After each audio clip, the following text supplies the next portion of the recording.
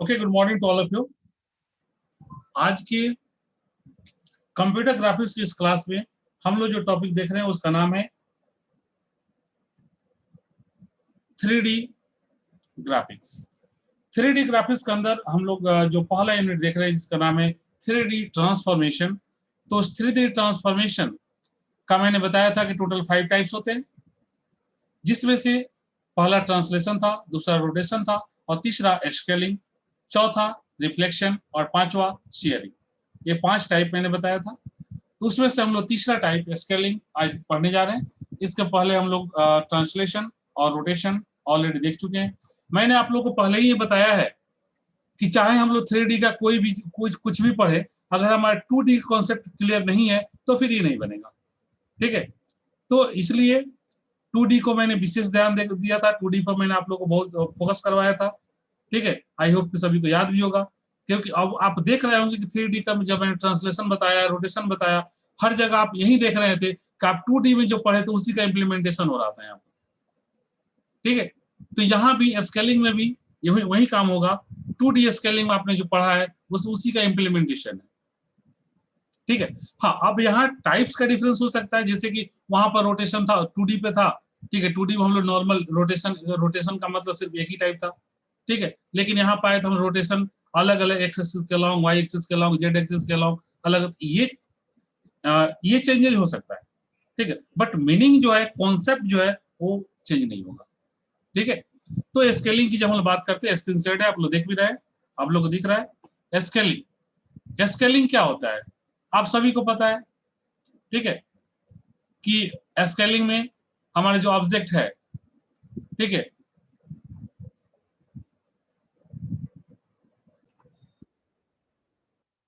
तो मैंने बताया स्केलिंग में क्या होता है। तो स्केलिंग में साइज चेंज होता है। कैसे साइज चेंज होता है?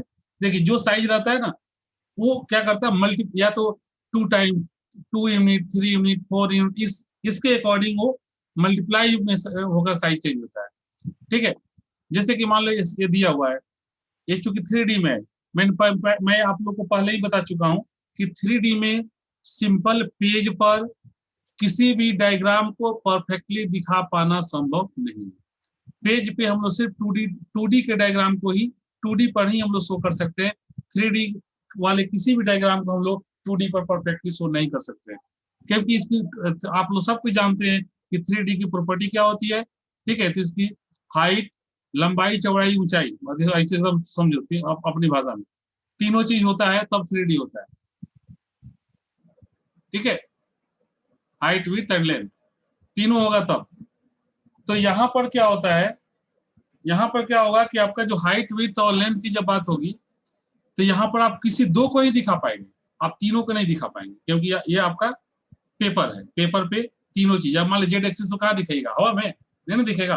पेज पर यहाँ तो जेड एक्सिस मान लो ऐसे करके दिखा दो, लेकिन अभी ऑब्जेक्ट को कहाँ दिखाओगे? ऑब्जेक्ट को तो अब 3D पर दिखाने के लिए हवा में उठाना पड़ेगा, जो संभव है नहीं। पेज पर तो पेज पर ही दिखाना पड़ेगा, इसलिए परफेक्टली नहीं है। ठीक है, तो इसको नहीं हो पाएगा, इसलिए आप इस चीज को ध्यान से समझिए। मैं बोल रहा हूँ उस पर भी थोड़ा ध्यान दीजिएगा। तो देखिए, इसमें क्या होगा कि जो आपका पहले से जो ऑब्जेक्ट रहेगा, वो ऑब्जेक्ट का, उस ऑब्जेक्ट का जो साइज है वो चेंज होगा। ठीक है,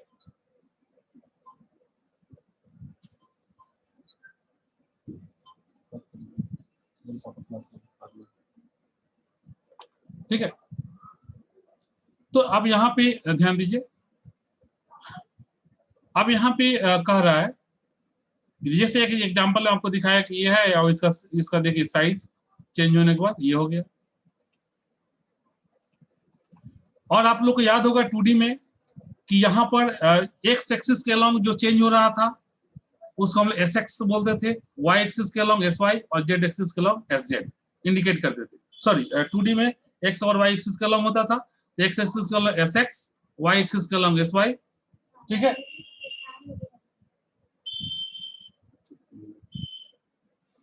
ठीक है, तो अब उसके बाद इसमें क्या हमारे आप कॉन्सेप्ट देख रहे हैं। ठीक है, देखिए, तो आप याद कीजिए जस्ट पिछला जो टर्म हमारा क्या था यहाँ पे। देखिए, अब डायरेक्ट हम लोग आते हैं इसके ट्रांसफॉर्मेशन मैट्रिक्स पे, ठीक है।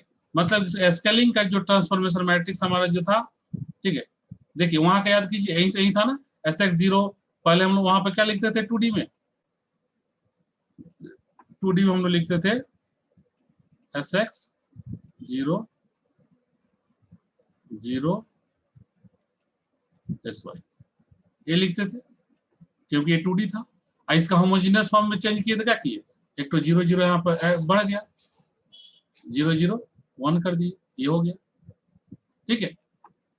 तो 3 अब यहाँ पर क्या है हमारा, चूंकि ये 3 का है, Sx Sy Sz, ठीक है 1, ठीक है। अब उसके बाद आपको तो फॉर्मूला याद ही होगा, P dash equal to P dot S या फिर P dash equal to S dot P, depend upon row method, depend upon row method और कॉलम मेथड, ठीक है। यहाँ देखिए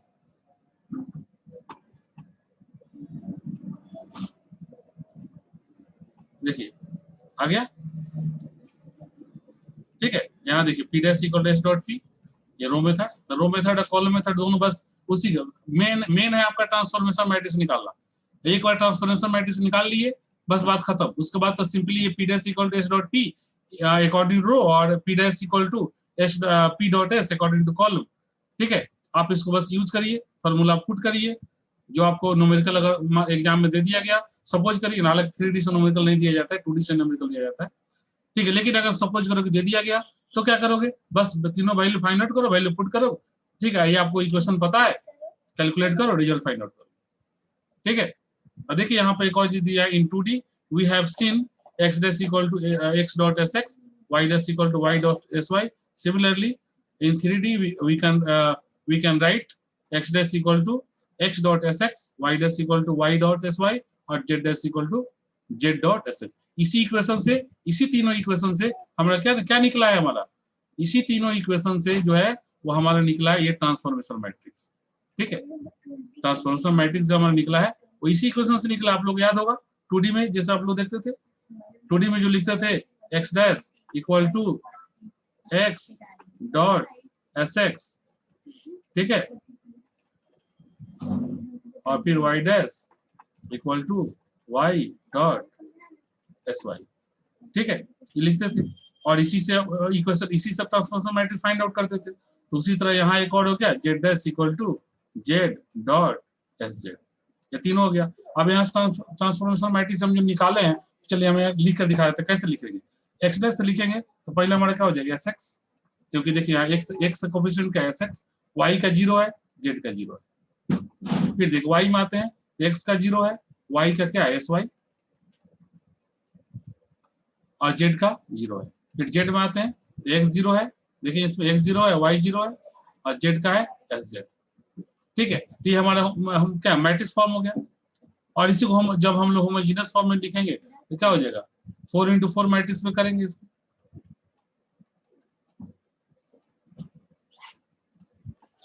ये हमारा क्या हो गया ट्रांसफॉर्मेशन, ठीक है। क्लियर, समझ में आ गया सभी को। तो ये हमारा था स्केलिंग। स्केलिंग के बाद हम लोग आते हैं रिफ्लेक्शन।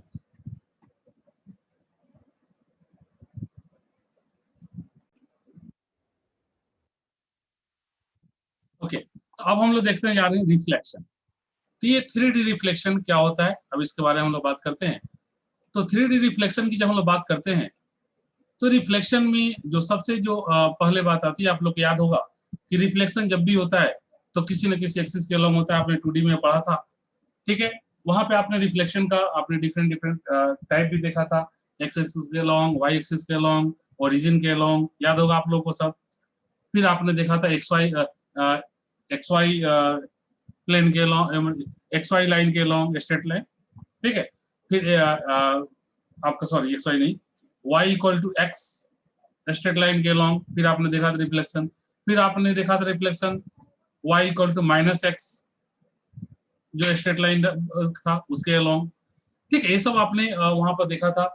यहाँ पर 3D में क्या होता है, चूंकि 3D में इन सभी का को हम लोग शो नहीं कर पाते, इन सभी को शो करने पे यहाँ पे 3D में सभी को नहीं दिखा पाते। यहाँ पर जो भी रिफ्लेक्शन होगा, ठीक है, वो चूंकि एक पूरा का पूरा प्लेन के अलोंग होगा, ठीक है। तो इसलिए यहाँ पे कोई एक्सिस के अलोंग नहीं है, सिर्फ प्लेन के अलोंग हो जाता है, ठीक है। क्योंकि आप देख रहे हैं जिस मान लीजिए जिस तरह से ये एरिया है, तो ये एरिया आपका कौन सा है, एक्सजेड प्लेन है। फिर उसी तरह आपका जो जो ये एरिया है वो आपका कौन सा है, तो ये जो आपका एरिया है वो आपका वाई जेड प्लेन है, और ये जो आपका एरिया है वो एक्स वाई प्लेन है, ठीक है।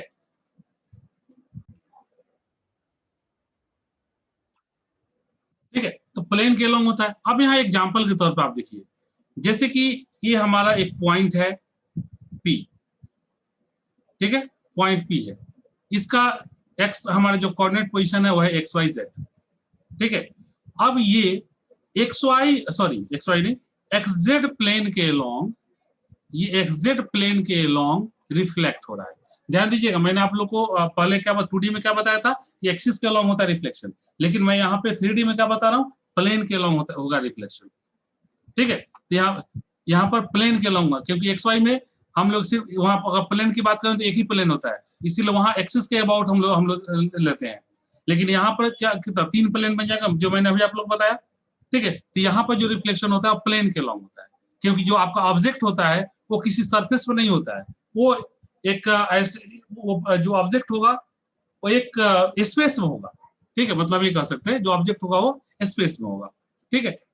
और एक्स वाई जेड एक्सिस से वो कितना डिस्टेंस पे है उसके अलोंग उसका पॉइंट उसका अलोंग उसका यहाँ डिस्टेंस मेजर होता है। तो ये जो कोऑर्डिनेट जो उसका बनता है उसी के अलोंग बनता है पी एक्स वाई जेड। मतलब कि एक्स एक्सिस से कितना डिस्टेंस पे है ये पॉइंट जो पी है, वाई से कितना डिस्टेंस पे है, जेड से कितना पे, ठीक है।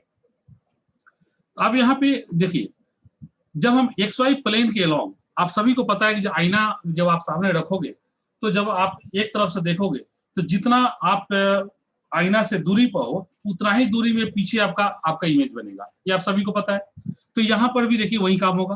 तो देखिए जब हम यहाँ से देखेंगे तो ये देखिए जो हमारा जो एक्स जेड जो हमारा सरफेस है, ठीक है, इस सरफेस सबसे पहले तो आपका जो पॉइंट है इस सरफेस पे इसका आएगा ये, और उसके बाद जितना डिस्टेंस यहाँ पॉइंट से सरफेस का है उतना ही डिस्टेंस बैक में आपको इसका इमेज दिखेगा, ठीक है। तो यहाँ पे क्या होता है, ये जो आपके जितना डिस्टेंस में आपको ये दिखेगा, ठीक है। तो अगर हम इस सरफेस से बात करेंगे तो इस सरफेस पर आने के बाद जेड क्या हो जाएगा, इस सरफेस पर आने के बाद जेड आपका 0 हो जाएगा, जबकि एक्स और वाई का कुछ वैल्यू होगा लेकिन जेड 0 हो जाएगा सरफेस पर आने के बाद, ठीक है। तो इसलिए आप देख रहे हैं यहाँ सरफेस पर लिखा हुआ है, इसका जो वैल्यू लिखा हुआ है कोऑर्डिनेट पोजीशन एक्स वाई 0, ठीक है। और जब वो बैक जाएगा डिस्टेंस, जब यहाँ से जब वो पर्टिकुलर पी डैश पर जब पहुंचेगा तो पी डैश में क्या होगा, क्योंकि ये एक्स वाई प्लेन पे है, सॉरी एक्स जेड प्लेन पे है, ठीक है। तो यहाँ पे टोटल केवल जेड इफेक्ट हो रहा है, देख रहे हैं।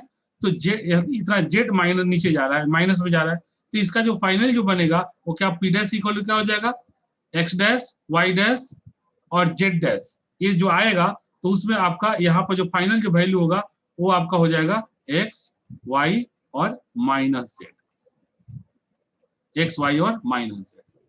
मतलब एक्स उतना ही रह जाएगा, वाई डिस्टेंस भी उतना ही रहेगा, लेकिन जेड भी उतना ही रहेगा, लेकिन ऊपर जहां यहाँ पर जो पॉजिटिव में जितना था वो उतना नेगेटिव में आपका उसका इमेज दिखेगा, ठीक है। तो अब यहाँ पे कहता है अब इसी के अलावा हम लोग क्या करते हैं, यहाँ से अब इसका हम लोग रिफ्लेक्शन जब यहाँ से जब हम लोग इसका जब निकालेंगे, ठीक है, ट्रांसफॉर्मेशन मैट्रिक्स जब इसका बनाएंगे हम लोग, तो ट्रांसफॉर्मेशन मैट्रिक्स उसका उसी देखिए यहाँ पे जेड, यानी मैंने यहाँ क्या बताया, जेड तीनों मैंने जैसे कि वहां बताया था एक्सिस के अलोंग, उसी तरह मैंने अभी यहाँ क्या बोला, सरफेस के अलोंग।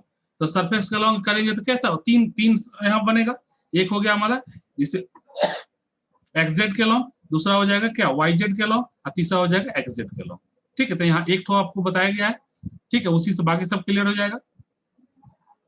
तो देखिए अब यहाँ से जब इसका रिफ्लेक्शन निकालेंगे तो क्या हो जाएगा, एक्स का तो एक्स ही रह जाएगा, वाई का वही रह जाएगा, केवल जेड वाले में साइन माइनस हो जाएगा, ठीक है। तो देखिए आप यहाँ से देखिए ये क्या कर रहा है, आर जेड इक्वल टू देखिए 1 0 0, फिर देखिए 0 1 1, फिर उसके बाद देखिए जेड माइनस हो गया था ना, तो देखिए 0 0 -1, अब बाकी तो फिर इसको होमोजीनियस बनाने के लिए हमने 001 है, इधर 001 ऐड कर देते हैं, तो ये हमने कर दिया, ठीक है। तो वही चीज अब आप इसको जो हमने यहाँ पर लिखा, ये आपका क्या निकल गया, transformation matrix of rotation with respect to sorry transformation matrix of reflection with respect to z, ये आपका निकल गया, ठीक है।